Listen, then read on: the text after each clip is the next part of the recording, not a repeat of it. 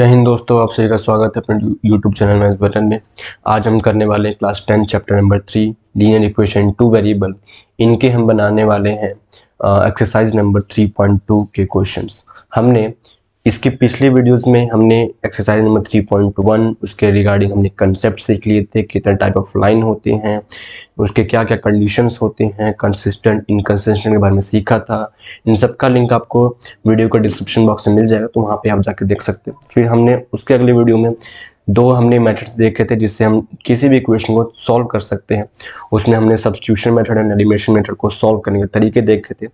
अब हम उसी के रिगार्डिंग क्वेश्चन करने वाले हैं, तो आइए शुरू करते हैं फिर।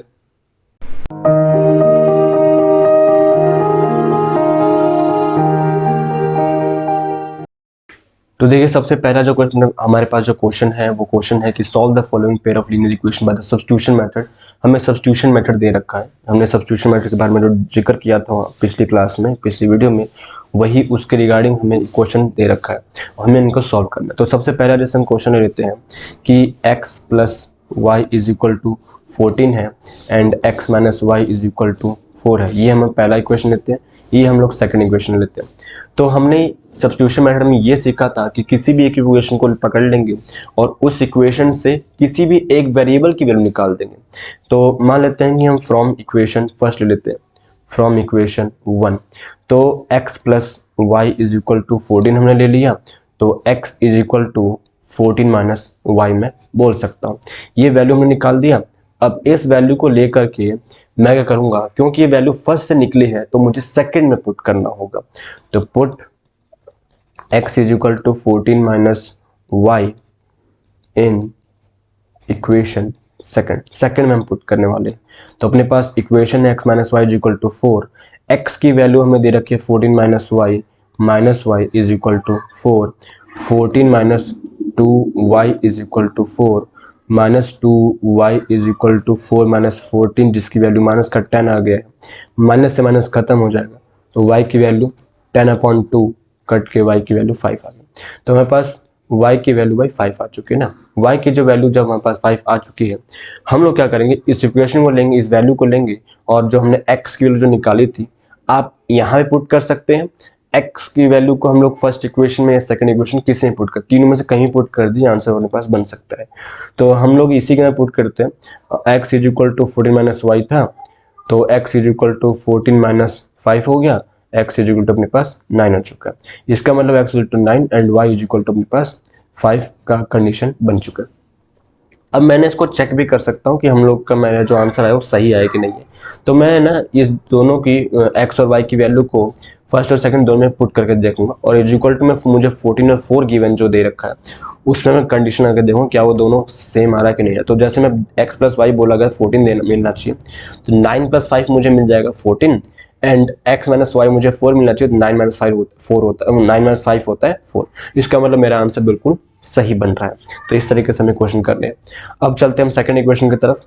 अब देखिए, सेकंड क्वेश्चन में हमें दे रखा है कि s माइनस टी, तो हम लोग सेकंड इक्वेशन लेते हैं, s minus t is equal to 3 है एंड जो अगला जो है s upon 3 plus t upon 2 is equal to 6 हमें गिवन है। हम लोग क्या करेंगे, इसको इक्वेशन 1 मानते हैं, इसको इक्वेशन सेकंड मान लेते हैं। तो फर्स्ट इक्वेशन से हम लोग एक वेरिएबल की वैल्यू निकालते हैं। तो माना s इज इक्वल टू मैं कह सकता हूँ ना 3 प्लस टी हो जाएगा। ये अपने पास वैल्यू आ चुकी है, ठीक है। अब इस वैल्यू को हम लोग पुट करने वाला सेकंड इक्वेशन के अंदर, बट उससे पहले क्योंकि सेकंड इक्वेशन मेरा एक फ्रैक्शन वैल्यू है, तो हम लोग इसको क्या करेंगे, हम लोग पहले इसको एक लीनियर इक्वेशन बनाने वाले। तो फ्रैक्शन को मैं लीनियर इक्वेशन में बनाने वाला हूँ, एलसीएम से हमें यूज करना पड़ेगा। तो पहले हम सेकंड इक्वेशन लेते हैं। हमने को सेकंड इक्वेशन दे रखा था s plus s upon 3 plus t upon 2 is equal to 6 है। हम लोग नीचे एलसीएम लेंगे 6, तो 2s plus 3t is equal to 6 upon 1 cross करा देंगे, तो 2s plus 3t is equal to 36। ये अपने पास अब थर्ड इक्वेशन बनकर तैयार हो रहा है, मतलब कि सेकंड इक्वेशन का एक और रूप है, मतलब कह सकते हैं हम लोग। तो चलिए इसको ना मैं सेकंड इक्वेशन यहाँ ना लेकर के मैं इसको लेता हूँ, सेकंड इक्वेशन इसको पकड़ लेते हैं, ठीक है। अब देखिए हमारे पास s की value I 3 plus T I, अब इसमें पुट कर देते हैं। तो 2s की जगह मुझे पुट करना है 3 plus t plus 3t is equal to 36। ये बन चुका है 6 plus 2t plus 3t is equal to 36। Solve करते हैं, 6 को उधर ले जाएंगे तो यहाँ बच जाएगा 5t is equal to 5t is equal to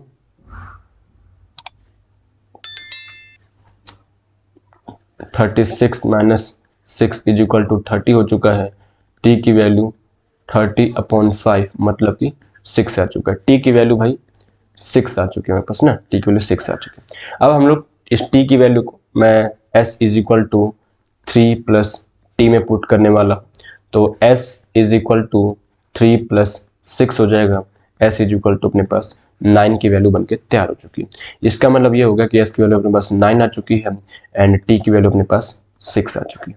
ये हमारे पास इसका आंसर बनकर तैयार हो गया।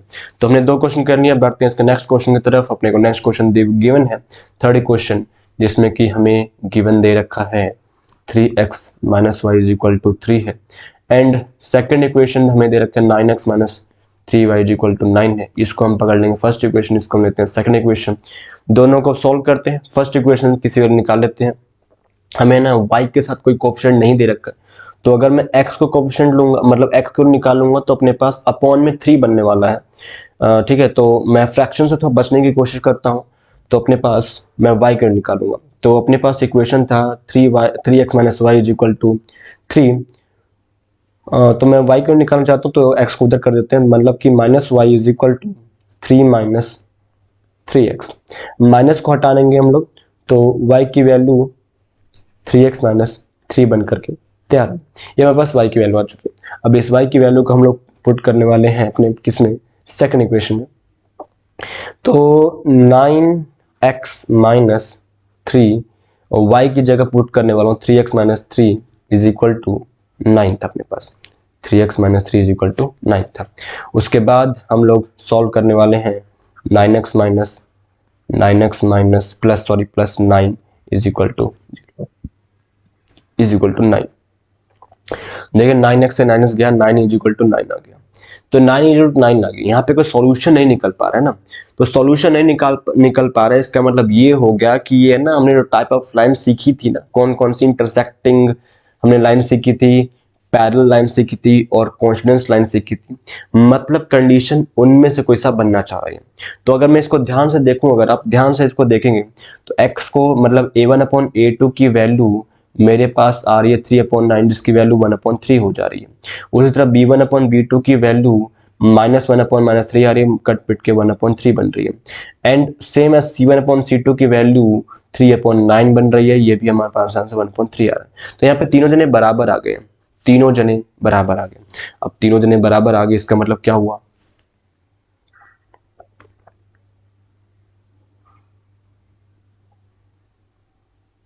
कोइंसिडेंस लाइन हो चुकी है और कोइंसिडेंस लाइन के इनफाइनाइट माइनस सॉल्यूशंस होते हैं, तो यहाँ पे हम लोग इनका सॉल्यूशन हम लोग नहीं निकाल पाएंगे फिर। ठीक, तो ये हम लोग ऐसे कर सकते हैं, तो इसका मतलब ले देंगे कि we can't be able to find the value of x and y। ठीक है, ये बस इतना सॉल्यूशन होगा। अब हम लोग करने वाले अलग क्वेश्चन, जो कि है फोर्थ क्वेश्चन, जो हमारे पास वैल्यू दे रखी है, इसको देखते हैं।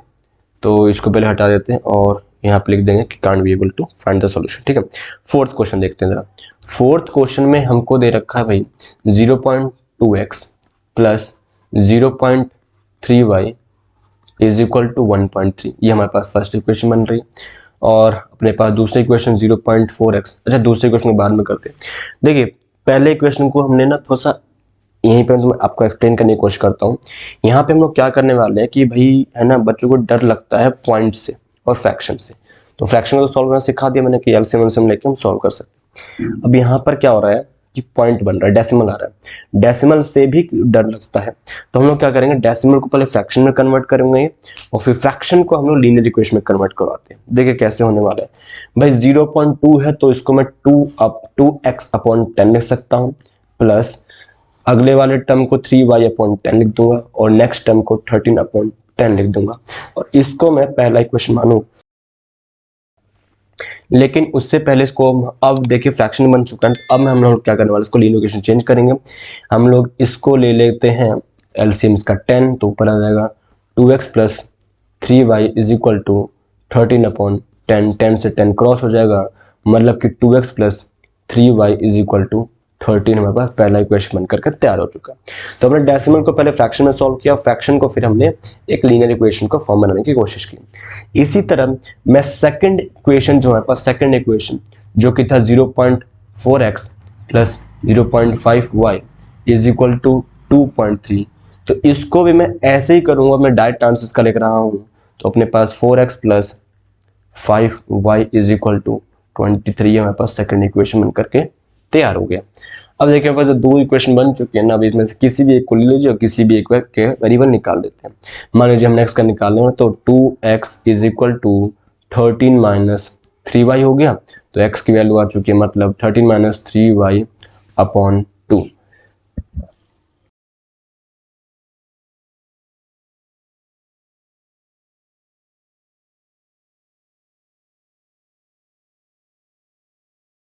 ये हमारे पास x की वैल्यू बन चुकी है। अब इस x की वैल्यू को हम लोग पुट करने वाले हैं इसके अंदर यहाँ पर।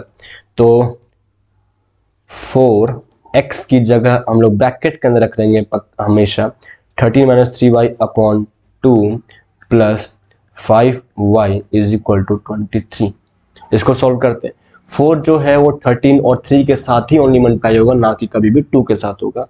ऊपर वाला नंबर ऊपर के साथ होता है, मतलब न्यूमरेटर वाला न्यूमरेटर के साथ मल्टीप्लाई होता है, डिनोमिनेटर वाला डिनोमिनेटर के साथ होता है। तो 13 4 जा होता है 52 माइनस 3 12 जा 3 4 3 जा 12 हो गया upon 2 plus 5y is equal to 23। ठीक है, एलसीएम लेते हैं इसका भी। तो अपना पूरा एलसीएम आ चुका है 2 का 52 minus 12y plus 10y is equal to 23 upon. और सॉल्व करते हैं तो बन चुका है अपने पास finally 52 minus 2y upon 2 is equal to 23 upon 1। Cross करवा देते हैं इसको। क्रॉस कराने पर मुझे मिल रहा है 52 minus 2y is equal to 46 minus का 2y is equal to 46 minus 52 minus 2y is equal to -6। तो मतलब y की वैल्यू आ चुकी है अपने पास 3। y की वैल्यू हमारे पास आ चुकी है 3। अब y की वैल्यू आ चुकी है तो उसको हम लोग x में की वैल्यू में डाल के पुट कर देंगे, सॉल्व कर देंगे। तो x की वैल्यू अपने पास थी, एक मिनट यहाँ पे पेन चेंज करें ताकि आपको अलग से समझ में आ जाए। तो x की वैल्यू अपने पास बन रही थी 13 माइनस 3y अपॉन 2। तो x इज इक्वल टू आने वाला है 13 minus 3 into 3 upon 2, 13 minus 9 upon 2, मतलब कि 4 अपॉन 2, और ये वैल्यू होगी 2। मतलब x की वैल्यू आ चुकी है 2 और y की वैल्यू आ चुकी है 3। ये हमारे पास इसका सोल्यूशन बन करके तैयार हो गया। तो लंबा चला गया। हम लोग है ना इसको डेसिमल फॉर्म में, आपको डेसिमल फॉर्म से मैंने हटवाया है ताकि सब बच्चों को समझ में आ जाए, लेकिन हम लोग इसको डेसिमल फॉर्म में भी करके कर सकते हैं। थोड़ा सा आपको हो सकता है दिक्कत आए, क्योंकि डेसिमल फॉर्म में गिवन है क्वेश्चन, हो सकता है दिक्कत है, लेकिन बन सकता है आंसर, उसमें भी आंसर सॉल्यूशन बनेगा बिल्कुल आराम से। तो ये था हमारा फोर्थ क्वेश्चन। अब बढ़ते हैं फिफ्थ क्वेश्चन की तरफ। फिफ्थ क्वेश्चन में हमें सबसे पहले जो गिवन है वो रूट में क्वेश्चन हमें गिवन है, मतलब यहाँ पे रूट में देखते हैं। रूट के क्वेश्चन यहाँ पे हमें गिवन हो गया। तो पहला इक्वेशन हमें दे रखा है √2x plus √3y is equal to 0। यहाँ से मैं पहले इक्वेशन है ना, इसको पहले इक्वेशन में से मैं किसी वैल्यू निकालता हूँ। तो √2x is equal to minus √3y हो गया है, x is equal to minus √3y upon √2 हो गया। ये हमारे साथ पहला इक्वेशन बन करके तैयार हो गया। अब हमें इस वैल्यू को सेकंड में डालने वाले, सेकंड में पुट करेंगे, जो कि अपने पास सेकंड है ये वाला इक्वेशन। तो √3x minus √8y is equal to 0। √3x की जगह minus √3y upon √2 and minus √8y is equal to 0। तो अब देखिए इसको आगे करते हैं। √3 इंटू √3 हो जाएगा अपने पास -3y upon √2 minus √8y is equal to 0। ठीक है, इसको और सॉल्व करेंगे, एलसीएम लेंगे, नीचे आ जाएगा √2 ऊपर अपने पास माइनस का 3y एंड माइनस का रूट 16 बनता है, और चलिए अगले स्टेप में लिख देते हैं। तो माइनस 3y माइनस रूट 16 को मैं 4 लिख सकता हूँ ना, 4y upon root 2 is equal to 0 हो गया। इसका मतलब हुआ माइनस का 7y इज इक्वल टू, जब क्रॉस करवाऊंगा मैं इसको तो 0 बन जाएगा, मतलब y की वैल्यू अपने पास 0 बन के तैयार होगी। y के लिए 0 अगर है तो x की वैल्यू हमारे पास minus root 3 upon root 2 into Y given था, y की जगह 0 पुट करने वाला, तो x की वैल्यू भी हमारे पास 0 बन करके तैयार हो गया। यहाँ पे मतलब x की वैल्यू भी 0 होगी, y की वैल्यू हमारे पास दोनों की दोनों वैल्यू यहाँ पर 0 आ चुकी। अब हम लोग लेने वाले हैं इसका फाइनल क्वेश्चन, जो कि अपने पास बच रहा है 6th क्वेश्चन, जो 6 पार्ट है इसका, उसको लेते हैं। तो हमें क्वेश्चन गिवन है 3x अपॉन 2। देखिए अब यहीं से मैं इसको क्या करने वाला हूँ, यहीं से ही अब मैं इसको फ्रैक्शन को लीनियर इक्वेशन में सॉल्व कर रहा हूँ। ठीक है, तो एलसीएम लेते हैं। सबसे पहले एलसीएम अपने पास 6 आ रहा है, ये बने बराबर 9x minus 10y is equal to minus 2 हो चुका है। सॉल्व करने के बाद 9x minus 10y is equal to minus का 12 हो चुका है। ये बराबर पहला इक्वेशन तैयार हो गया। सेकंड है अपने पास 3 और 2 है, उस दोनों का एलसीएम लेंगे 6 आ चुका है। ऊपर आ जाएगा 2x minus 3y is equal to 13/6। Cross 6 खत्म हो गया, तो अपने पास बच गया 2x minus 3y is equal to 13। ये अपने पास सेकंड इक्वेशन तैयार हो गया ना। अब इससे लेते हैं हम लोग इक्वेशन, x की वैल्यू निकालते हैं। 2x is equal to 13 minus 3y हो गया है, एंड x की वैल्यू अपने पास बन के तैयार हो चुकी है 13 माइनस 3y अपॉन 2। ये अपने पास x का वैल्यू निकल के तैयार हो गया। इसको हम पुट करने वाले हैं फर्स्ट इक्वेशन के अंदर, जो कि हमें फर्स्ट इक्वेशन गिवन है 9x minus 10y is equal to minus 12 था। x की जगह मैं पुट करने वाला 9 13 minus 3y upon 2 minus 10y is equal to minus 12। तो 13 इंटू 9 हो चुका है अपने पास 117 minus 27y upon 2 minus 10y is equal to minus 12 हो चुका है। एलसीएम लेते हैं, एलसीएम लेने पर 2 आ जाएगा। ये वैल्यू अपने पास बन के आ रही है 117 minus 27y minus 20y is equal to minus 12। अब हमारे पास 117 minus 47y is equal upon 2 is equal to minus 12 upon 1। Cross करवाएंगे यहाँ से, तो 117 minus 47y minus 24 is equal to minus 24। ठीक है, तो minus 47y is equal to minus 24 minus 117, तो minus 47y is equal to minus 4 और 7 हो गया 1, 11 का 1 कैरी हो गया है 2 एंड 1, सॉरी 2 नहीं, सॉरी यहाँ 4 आना था, 141। ठीक है, माइनस से माइनस क्रॉस खत्म हो चुका है, तो अपने पास फाइनली अब मैं यहाँ पे इसको सॉल्व करने वाला हूँ यहाँ से। तो y की वैल्यू अपने पास बन रही है 141 अपॉन 47, जिसकी वैल्यू अपने पास आ जाएगी अब 3। ठीक है, y के लिए 3 आ चुकी है। इसका मतलब x की वैल्यू 13 माइनस, इसको मैं एक बार दूसरे पेन से लेते हैं, तो 13 माइनस 3 इंटू 3 अपॉन 2 हो गया है, 13 माइनस 9 अपॉन 2 हो चुका है, 4 अपॉन 2 आ चुका है, और ये क्रॉस करके अपने पास 2 आ चुका है। मतलब ये हुआ कि x की वैल्यू अपने पास 2 आ चुकी है एंड y की वैल्यू अपने पास 3 आ चुकी है। ये हमारे पास पूरा इसका सॉल्यूशन बन करके तैयार हो गया। ठीक है, तो हमने ये फर्स्ट क्वेश्चन के सारे पार्ट हमने कर लिए। उम्मीद है कि आपको समझ में आया होगा। तो प्लीज़ चैनल को सब्सक्राइब कर दीजिए अगर आपने सब्सक्राइब नहीं किया अभी तक, और लाइक भी कर दीजिए वीडियो को अगर आपको कुछ अच्छा इसमें लग रहा हो तो।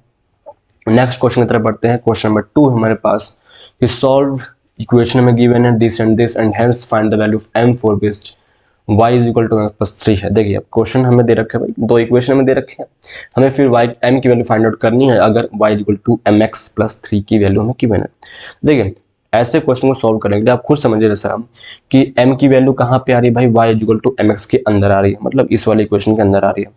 मतलब मुझे भाई कहीं से y की वैल्यू और x की वैल्यू मुझे मिल जाए अगर, तो मैं m को निकाल दूंगा, और y और x की वैल्यू कौन निकाल के देगा, ऊपर के 2 क्वेश्चन मुझे 2 इक्वेशन निकाल के देने वाले हैं। तो अपने पास पहला इक्वेशन जो दिख रखा है 2x plus 3y is equal to 11 है, ये हमारा पहला इक्वेशन गिवन है। सेकंड इक्वेशन हमें गिवन है 2x minus 4y is equal to minus 24 given है। तो देखिए हम लोग इसको सेकंड इक्वेशन मान लेंगे ना, सेकंड इक्वेशन। तो इसमें से हम लेते हैं x की वैल्यू निकालते हैं, 11 माइनस 3y हो गया, x की वैल्यू आ जाएगी 11 माइनस 3y अपॉन 2 आ चुका है। ये हमारे पास x की वैल्यू बन करके तैयार। अब इस वैल्यू को मैं इसके अंदर पुट करने वाला हूँ, सेकंड इक्वेशन के अंदर 2x की जगह 11 minus 3y upon 2 minus 4y is equal to minus 24। Solve करते हैं तो हमारे पास बच रहा है 11 minus 3y minus 4y is equal to minus 24 minus 7y is equal to minus 24 and minus 11 बच गया है, तो minus 7y is equal to minus 35 आ जाएगा। माइनस से माइनस खत्म हो गया, तो y की वैल्यू 35.7 मतलब कि 5 आ चुके हैं। y की वैल्यू हमारे पास 5 बन चुकी है। अब y की वैल्यू 5, तो x की वैल्यू देखिए, x की वैल्यू अपने पास बन रही 11 माइनस 3y अपॉन 2 था, तो x की जगह अपने पास 11 माइनस 3 इंटू 5 अपॉन 2 हो गया है। x की वैल्यू 11 माइनस 15 अपॉन 2 मतलब कि माइनस 4 अपॉन 2, x की वैल्यू माइनस का 2 आ चुका है। मतलब कि भाई x की वैल्यू माइनस 2 आ चुकी है एंड y की वैल्यू 5 आ चुकी है। अब हम पुट करने वाले हैं y is equal to mx के अंदर, y is equal to mx plus 3 हमें गिवन था। y की जगह अपने 5 रखेंगे, m मुझे नहीं पता है, छोड़ दीजिए। x की वैल्यू माइनस 2 था, रख देते हैं, प्लस 3 हो चुका है, मतलब कि 3 को इधर लेके जाएंगे, 2 is equal to m multiply minus 2 हो गया है। m की वैल्यू मुझे निकालनी है, मतलब कि 2 अपॉन माइनस 2, 2 से 2 खत्म, तो m की वैल्यू माइनस का 1 बन करके तैयार हो गया, माइनस का 1। ये हमारे पास आंसर होगा। तो ये क्वेश्चन मेरे पास 2 मार्क्स का क्वेश्चन, बिल्कुल अच्छा क्वेश्चन है, 2 से 3 मार्क्स का भी बन सकता है क्वेश्चन। तो बहुत बढ़िया क्वेश्चन था, ऐसे क्वेश्चन आपको पेपर में बिल्कुल आ सकते हैं और बेसिक में तो खास कर आ सकते हैं। अब हम करने वाले नेक्स्ट क्वेश्चन की तरफ। अब देखिए यहाँ पर ना ये सब कहलाते हैं भाई word problems questions. Word problem questions हमारे पेपरों के लिए बहुत इंपॉर्टेंट क्वेश्चंस होते हैं, चाहे चैप्टर 3 का बने, चाहे चैप्टर 4 का बने, चाहे चैप्टर 5 का बने, बहुत से ऐसे क्वेश्चन बनने वाले हैं। Word problems most important question बनते हैं और बनाते हैं अपने आप को। देखिए फर्स्ट क्वेश्चन, हमें ना क्वेश्चन को एक बार में समझना है, नहीं समझ तो 2 बार पढ़िए, 3 बार पढ़िए। क्वेश्चन की कहना क्या चाह रहा है अपने आप को, वो हमें समझना पड़ेगा, बहुत इंपॉर्टेंट बात है। तो पहला जो हमारे पास जो क्वेश्चन है हमारे पास, उसको देखते हैं। पहला पार्ट बोला गया डिफरेंस बिटवीन 2 नंबर इज 26। भाई 2 नंबर थे, उन दोनों का अंतर जो, उन दोनों का डिफरेंस जो 26 दे रखा था। 1 number is 3 times the other, एक नंबर कोई सा दूसरे नंबर के 3 गुना है। तो ले लेते हैं एक बार सॉल्यूशन लेट करते हैं। हम लोग ये लेट कर लेंगे, let first number is equal to x है एंड सेकेंड नंबर हम लोग ले लेते हैं y। तो हमने 2 नंबर लेट कर लिए, एक x और एक y, बोला गया दोनों ही नंबर का डिफरेंस। अब डिफरेंस में ये होता है कि एक नंबर बड़ा एक नंबर छोटा होता है, तो हम लोग यहाँ लेट कर लेते हैं कि x जो है वो बड़ा है y से, x जो है वो बड़ा है y से, तो x नंबर बड़ा हो गया। हमेशा बड़े से तो छोटा बना सकता, तो 26 हो गया, पहला इक्वेशन में तैयार हो गया। ठीक है, सेकेंड इक्वेशन में दे रखा है 1 number is 3 times the other. भाई किसी नंबर का 3 गुना करने पर कोई नंबर आ जाता है, तो 3 टाइम्स किस में होगा, बड़े में कि छोटे में? छोटे में होगा हमेशा, तभी तो बड़े के बराबर जाएगा। मतलब कि हमें दे रखा है कि बड़ा वाला नंबर जो है वो 3 मल्टीप्लाई y था, ये सेकंड इक्वेशन में गिवन है। अब मेरे पास यहाँ पे सब पहले से सॉल्यूशन बना के दे दिया, मतलब हमारे पास इक्वेशन बन चुका है। इतना करने का पेपर में इस पर्टिकुलर क्वेश्चन के लिए 1 मार्क्स मिल जाएगा। ठीक है, अब ये क्वेश्चन अगर 2 मार्क्स का तो 1 मार्क्स मिल गया, 1 मार्क्स हमें इसके सॉल्यूशन करने के मिलेंगे। तो देख लेते हैं, सेकंड इक्वेशन में वैल्यू पहले से मिल चुकी है, इसको पहले पुट कर दीजिए। तो x की जगह x minus y is equal to 26 था, x की जगह मैं पुट करने वाला 3y minus y is equal 26, 2y is equal to 26 हो गया, y is equal to 26 upon 2 हो चुका है, y इज इक्वल टू 13 आ चुका है। y जो 13 आ चुका है, तो x की वैल्यू 3 इंटू 13 था, x की वैल्यू 39 आ चुका है। ये हमारी वैल्यू आ चुकी है, x की वैल्यू 39 हो गई है एंड y की वैल्यू 13 आ चुकी है। क्वेश्चन खत्म, बस इतना सा, 2 मार्क्स कंप्लीट। क्वेश्चन बहुत आसान सा था। सेकंड क्वेश्चन की तरफ बढ़ते हैं। सेकंड क्वेश्चन में बोला गया है the larger of to supplementary angle. पहली बात तो सप्लीमेंट्री एंगल होता क्या है, ये वर्ड ही बहुत इंपॉर्टेंट। सप्लीमेंट्री एंगल होता क्या है? सप्लीमेंट्री एंगल उसे कहते हैं जब भाई दो वैल्यू को मिला करके, मतलब कि दो एंगल्स मिला करके हमको 180 बना के देता है। 180, मान लीजिए 100 है तो ये 80 देगा आपको, और मान लीजिए कि ये 60 है तो मतलब सॉरी ये 120 है तो ये 60 बना के देगा। मतलब sum of two angles will always 180 degree, ये कंपलसरी है। और एक होता है कॉम्प्लीमेंट्री एंगल भी होता है। कॉम्प्लीमेंट्री एंगल में आपको दोनों का समअप, दो एंगल का समअप हमेशा 90 डिग्री का मिलता है। तो यहाँ पे सप्लीमेंट्री एंगल बात की गई थी, तो दो एंगल का एंगल मिलके प्लस होकर के मतलब मुझे मिल चुका है 180 डिग्री की वैल्यू। अब देखिए हम लोग यहाँ पे दो एंगल तो वही लेने वाले हैं दोबारा से, एक बड़ा लेना पड़ेगा, एक छोटा लेना पड़ेगा, क्योंकि यहाँ बात भी बोली गई लार्जर एंड स्मॉलर। तो लेते हैं लेट द लार्जर एंगल, हम लोग लार्जर एंगल को मान लेते हैं x था, एंड स्मॉलर एंगल को हम लोग लेते हैं y था।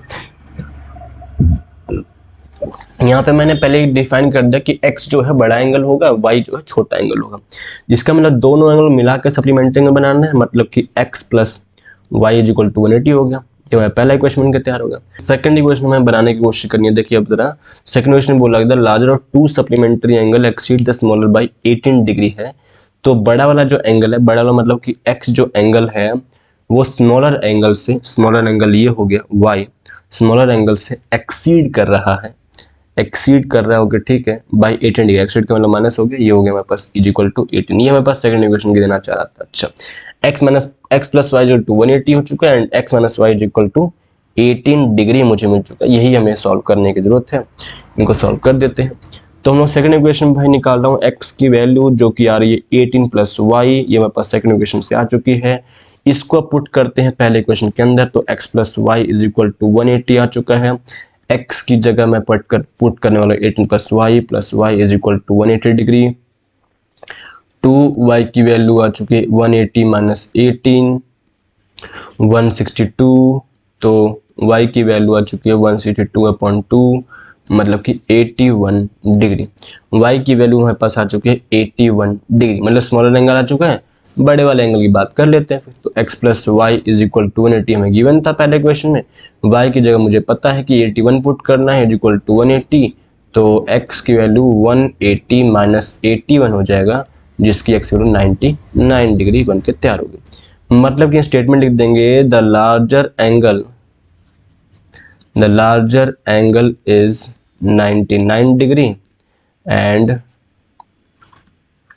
Smaller angle is 81 degree. बस क्वेश्चन खत्म, ठीक है। नेक्स्ट क्वेश्चन की तरफ बढ़ते हैं। नेक्स्ट क्वेश्चन भी स्टेटमेंट वाला क्वेश्चन है हमारे पास। क्वेश्चन को रीड करते हैं एक बार। The coach of the cricket team buy 7 bat and 6 balls for rupees इतना, and later she buy 3 bat and 5 balls for rupees इतना। Find the cost of each bat and each ball. देखिए हमें question में बोला गया है कि कुछ क्वांटिटी हमें बैट और बॉल को खरीदने के लिए दी गई थी, और उसमें इतने तो रुपए लगे हैं। जैसे कि 7 बैट खरीदे और 6 बॉल खरीदी मैंने दोनों को साथ में, तो 3800 लगा है। और उसी तरह 3 बैट और 5 बॉल जब खरीदो 1750 में मेरा काम हो चुका है। तो हर बैट और हर बॉल का प्राइस कितना था हमें ये पता करना है। देखिए अब है ना, कॉस्ट निकलती कैसे है किसी भी चीज़ की, कि अगर आप 10 रुपये का कोई पेन लेते हैं, ठीक है, और 10 रुपये का पेन आप मान लीजिए 5 लेते हैं, तो आपने क्या किया, आप उस दुकानदार को 50 रुपये देने वाले हैं ना। 5 पेन लिए आपने, 5 पेन लिए और सारे पेन आपने 10 रुपीज़ के लिए हैं, इसका मतलब 50 रुपीज़ आप देने वाले हैं उसको, है ना, यही बात है। इसका मतलब क्या मैं ये कह सकता हूँ क्या कि क्वांटिटी मल्टीप्लाई प्राइस, या फिर रेट बोल दीजिए, इज इक्वल टू कॉस्ट होता है। Quantity multiply rate is equal to cost होता है, यही बात कहना चाहते हैं। ठीक है, मैं ये बात आपको समझाना चाह रहा था इसके अंदर, और ये बात अगर समझ में आ जाए तो बहुत बढ़िया बात है। देखिए अब क्वेश्चन कैसे बनने वाला है, हम लोग क्या करेंगे, हम लोग रेट को लेट करेंगे, किसका, बैट और बॉल का, जिसका पूछा गया उसी का। कॉस्ट वर्ड यहाँ पे वर्ड यूज कर रखा है, तो हम कॉस्ट को लेट कर लेंगे। Let the cost of each bat cost था तो रुपीज एक्स लेट करना है and cost of each ball is equal to rupees y let कर लेंगे। अब इस हिसाब से अकॉर्डिंग टू क्वेश्चन देखिए आप, 7 बैट बोला गया, बैट को मैंने एक्स लिया था तो ये क्वांटिटी हो गया और ये मेरे पास उसका रेट आ चुका है। तो यहां से मेरा बैट की पूरे पैसा जो था वो लग चुका है ना। इसी तरह मैंने और क्या लिया भाई सामान, 6 बॉल लिया था, वाई के साथ आना था सॉरी, इज इक्वल टू 3800 मेरे पास वैल्यू बनकर तैयार हुई थी। First equation. सेकेंड इक्वेशन हमें दी गई है 3x plus 5y is equal to 1750, ये हमारे पास सेकेंड इक्वेशन बनकर तैयार हो गई। बस अब हमारा काम आगे है कि इनमें से अब निकालिए आप इसके इक्वेशंस को, मतलब वैल्यूज को। तो हमारे पास पहले इक्वेशन को लेते हैं हम लोग यहाँ से।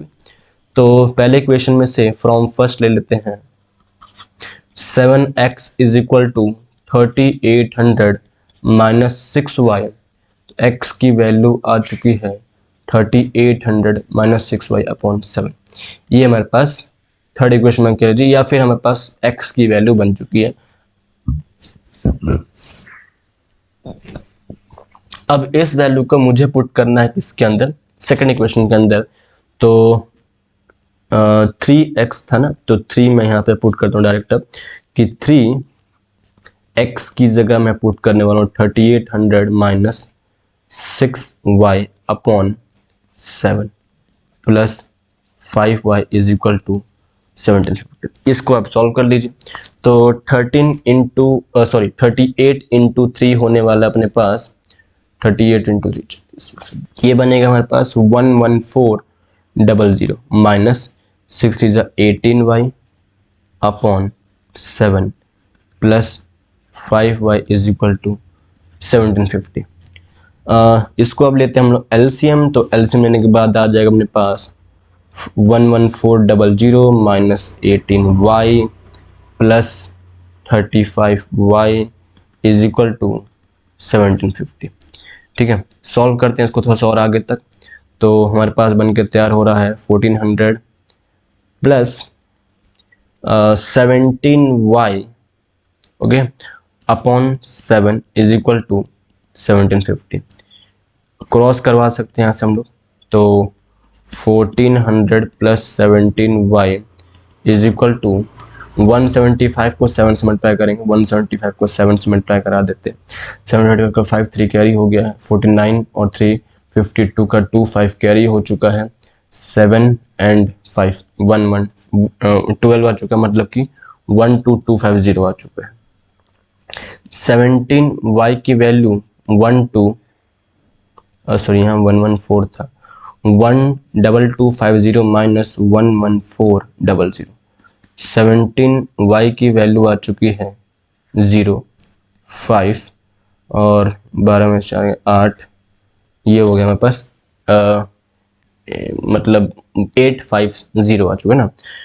इसका मतलब ये हो गया y की वैल्यू आ चुकी है 850 अपॉन 17, जो कि होती है 50 के बराबर। तो y की वैल्यू 50 आ चुकी है। y की वैल्यू हमारे पास, बॉल का प्राइस हमारे पास 50 का यहाँ पर बन चुका है। ठीक है, तो x को निकालने के लिए हम लोग क्या करते हैं, x में पुट कर दीजिए। जब x इज इक्वल टू, तो अपने पास 3800 माइनस 6y अपॉन 7 था। x की वैल्यू 3800 माइनस 6y है, मतलब कि माइनस 6 इंटू 50 अपॉन 7 है।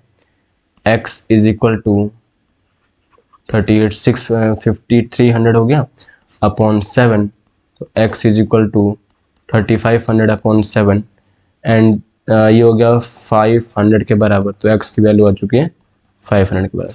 तो अब लिख देंगे यहाँ पे स्टेटमेंट में, जगह की दिक्कत है तो लिख देंगे the cost of the each bat को हमने x लेट किया था, तो cost of the each bat is ₹500 and cost of each ball is ₹50। पूरा सॉल्यूशन बनकर तैयार हो गया। तो ये सिंपल क्वेश्चन है। ऐसे आपको क्वेश्चन ज़्यादातर आपको बेसिक पेपर में जरूर मिलने वाले हैं।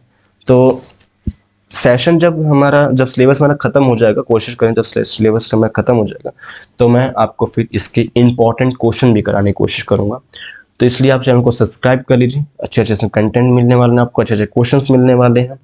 अपने दोस्तों के साथ इसको शेयर करिए, लाइक करिए चैनल को, वीडियो को। अब करते हैं हम इसका नेक्स्ट क्वेश्चन जो है। नेक्स्ट क्वेश्चन अपने को फोर्थ क्वेश्चन दे रखा है और टैक्सी वाला क्वेश्चन है। और ऐसा एक क्वेश्चन और भी है जिसमें हॉस्टल का यूज किया गया है। तो ये क्वेश्चन बहुत इंपॉर्टेंट है। तो क्वेश्चन को पहले समझते हैं, समझना कहना क्या चाह रहा है, उसके बाद हम क्वेश्चन को कर लेंगे। तो क्वेश्चन देखिए पहले, the taxi charges in a city, the taxi charge in a city consists of fixed charge together with the charge for the rupees distance covered। मतलब कि भाई कहना ये चाह रहा है कि टैक्सी वाला जो है ना, वो गाड़ी में आपके बैठते ही, अब आप उसको कहाँ कहीं भी लेके जाएं, कुछ दूरी के लिए उसका एक फिक्स चार्ज है, फिक्स चार्ज है, ठीक है। For distance of 10 kilometre the charge paid is ₹105। अगर आपको 10 किलोमीटर जाना है तो उसके लिए आप आपसे उसने 105 रुपये लिए। And for the journey of 15 kilometre the charge paid is 155। 15 kilometre के लिए 155 रुपीज़ लिए हैं। तो what is the fix charge and the charge per kilometre, दोनों के चार्ज हमें बताने हैं। How much does a person have to pay for travelling a distance of 25 kilometre. अगर बंदे को 25 किलोमीटर जाना हो तो कितना पैसा देना पड़ेगा उसको, ये हमें बताना है इस क्वेश्चन के अंदर। तो फिक्स चार्ज का मतलब ये हो गया कि भाई जैसे कि ना आप अगर उबर या ओला में ट्रेवल करे होंगे तो आपने एक्सपीरियंस किया होगी कि जैसे मान लीजिए अपने घर से ना बहुत पास में कहीं जा करके कुछ दिक्कत है, जैसे गाड़ी वाड़ी खराब हो जाती है, फिर भी आपको मिनिमम टू मिनिमम 70-50 रुपये मतलब देने ही पड़ते हैं। और वो आप रिक्शे से जाते 10-15 रुपये में काम हो भी जाता है। 10 रुपये तो बहुत आराम से होता है, 10-15 रुपये में काम हो जाता है। तो जहाँ आपका 10-15 रुपये में काम हो रहा था, तो वहाँ पे वो लोग क्या, कंपनी वाला क्या करेंगे, आपसे 50-60 रुपये ले लेते हैं ना उस कंडीशन में। तो ऐसे में क्या होता है कि ये आपका ना एक फिक्स चार्ज लगा दिया। फिक्स चार्ज का मतलब हो गया कि आप गाड़ी में बैठ गए, आप गए नहीं गए, आपने गाड़ी बुक की, आपके पास गाड़ी आई है, आपके घर पर आई है, आपको लेने के लिए आई हो, तो उसका एक फिक्स चार्ज होगा, ठीक है। अब आपके ऊपर आ गए कि आप जाना चाहें अब उसके बाद में या फिर ना जाना चाहें, तो फिक्स चार्ज आपका कटता है। तो यही बात यहाँ पे कहना चाह रहा है। तो यहाँ पे फिक्स चार्ज को लेट कर लेते हैं। हमसे दो चीज़ पूछने चाह रही थी कि एक तो फिक्स चार्ज बता दीजिए और एक इसका कॉस्ट जो है पर किलोमीटर का चार्ज क्या है, वो दोनों चीज़ बताना। तो लेट कर लेते हैं, let fix charge is equal to x rupees, ठीक है। हमने फिक्स चार्ज को x रुपीज़ ले लिया है and charge per kilometre is equal to y rupees, ठीक है। और पर किलोमीटर के चार्ज को हमने y रुपये ले लिया। तो पहले में दे रखा है भाई गाड़ी है ना 10 किलोमीटर जा रही है, 105 रुपये लग जाते हैं। इसका मतलब भाई गाड़ी में बैठते ही x रुपये तो लग चुके हैं और प्लस 10 किलोमीटर और जा रही है तो 105 रुपये टोटल उसके लगे थे। ये हमारा पहला इक्वेशन बनकर तैयार हो गया है। सेकेंड टाइम उसी तरह 15 किलोमीटर के लिए बात की जा रही है, तो x plus 15y is equal to 155। ये हमारे पास सेकंड इक्वेशन बनकर तैयार हो गया। बस क्वेश्चन खत्म, अब कुछ नहीं बचा इसमें। तो पहले इक्वेशन से हम लोग लेट कर लेते हैं किसी वेरिएबल की वैल्यू, तो x की वैल्यू निकाल लेते हैं। x की वैल्यू अपने पास बन रही है 105 माइनस 10y। अब इसको पुट करिए, put x is equal to 105 minus 10y in equation second. इसको सेकंड में पुट कर देते हैं, तो x plus 15y is equal to 155 हमें गिवन था। x की जगह पुट करने वाले हैं यहाँ पर 105 minus 10y plus 15y is equal to 155 हो चुका है। 105 plus 5y is equal to 155 हो गया है। 5y इज इक्वल टू 50 आ जाएगा, तो y की वैल्यू अपने पास 10 रुपीज़ आ गई। तो चार्ज पर किलोमीटर की बात तो निकल चुकी, अब निकालते हैं इसका फिक्स चार्ज की वैल्यू जो कि था x की वैल्यू।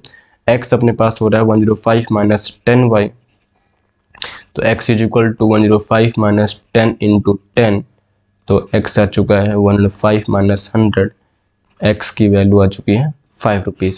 यहाँ लिख देंगे कि the fix charge is ₹5 and charge per kilometer is ₹10। 10। ये पर दोनों चीजें आ चुकी हैं, बस यही था हमारा क्वेश्चन। अब लास्ट में आपसे एक बात और पूछना चाह रहा है, ये अगर भाई बंदे को 25 किलोमीटर जाना हो तो कितना पे करना पड़ेगा। तो 25 किलोमीटर के लिए हमें इक्वेशन क्या बन जाएगी, यहाँ कर देते हैं 425 किलोमीटर। अगर इसको यहाँ तक जाना है तो क्या करना पड़ेगा पास कि भाई बैठने का तो फिक्स चार्ज लग गया है ना, जो कि था अपने पास 5 रुपीज़ किलो। इसको ऐसे लेते हैं या फिर नहीं ऐसे लेते हैं, फिक्स चार्ज लग गया और 25 किलोमीटर मुझे जाना है तो 25 वाई ये मेरे पास वैल्यू बन के तैयार होगी। इसको सॉल्व करें तो 5 + 25 × 10 मतलब आ चुका है 5 + 250 मीन्स ₹255 इसका प्राइस बनेगा, इसका चार्ज बनेगा। ठीक है, तो ये क्वेश्चन बढ़िया था। और ऐसा एक क्वेश्चन और भी मिलेगा, हॉस्टल का क्वेश्चन है जिसमें हमने मैथ्स बस की सॉरी लाइब्रेरी की बात करनी है उसमें से। ठीक है, तो ऐसा एक और क्वेश्चन मिलेगा तो वहाँ पे हम करेंगे इसको भी। तो उम्मीद है कि क्वेश्चन आपको समझ में आया होगा, नहीं समझ में आया होगा तो आप एक बार दोबारा से रिकैप करिए। आपको उम्मीद है, मुझे उम्मीद है कि आपको समझ में आ जाएगा। ठीक है, और अब बात है इसके लास्ट क्वेश्चन हम आई थिंक, तो लास्ट क्वेश्चन को लेते हैं। लास्ट क्वेश्चन भी हमारा अच्छा क्वेश्चन है। यहाँ पे आपको एक पास फ्रैक्शन की बात समझने को मिलने वाली है, फ्रैक्शन को सॉल्व कैसे किया जाता है यहाँ पे आप सीखेंगे इसके बारे में। तो देखिए हमको बोला गया है the fraction become 9/11 if 2 is added to both the numerator and denominator.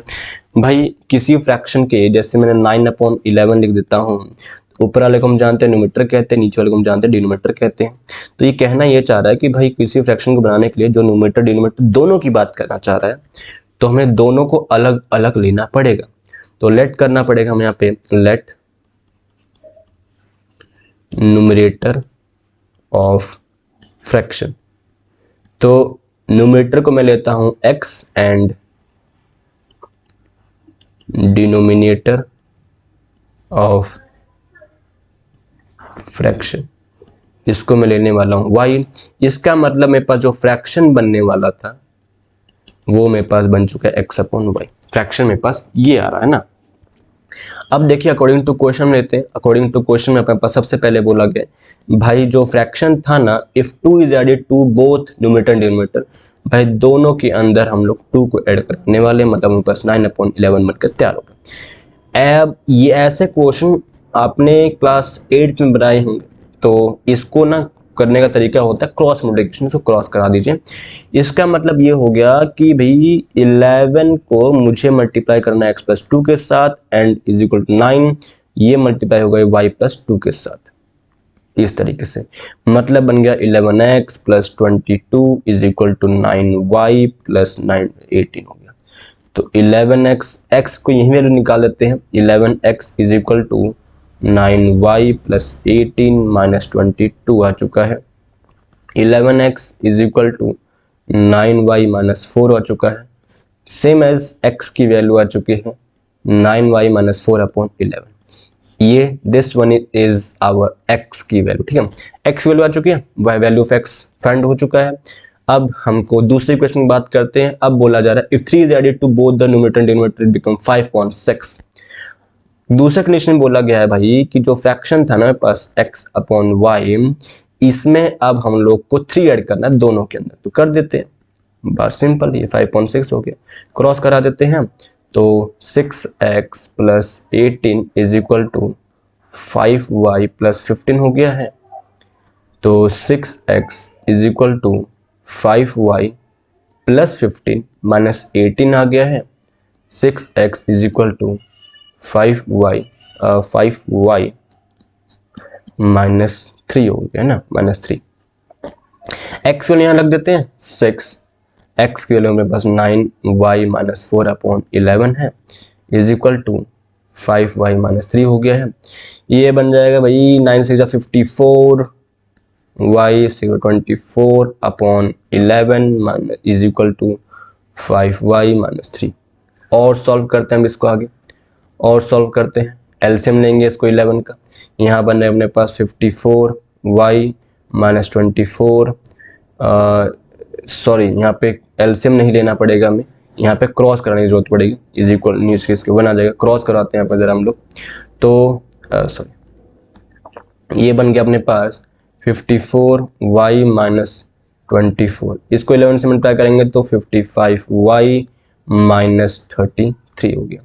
दोनों y को एक तरफ करते हैं, विदाउट y को एक तरफ कर देते हैं, तो y को दोनों उधर कर देंगे तो 55y माइनस 54y, और ये बन गया है -24 plus 33।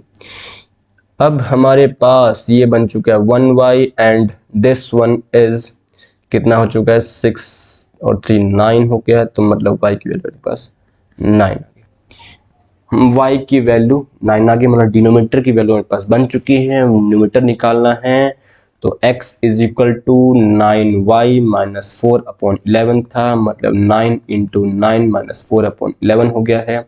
x is equal to 981 minus 4/11 and 81 minus 4 की वैल्यू आ जाएगी 77/11, मतलब क्रॉस करके आ गई 7 की वैल्यू। x आ चुका हमारे पास 7 के, मतलब हमसे फाइंड द फ्रैक्शन पूछा गया था। फ्रैक्शन तो हम जानते हैं भाई, फ्रैक्शन हमारे पास x/y करके आ रहा था, x/y मतलब 7/9 हमारे पास वो फ्रैक्शन था।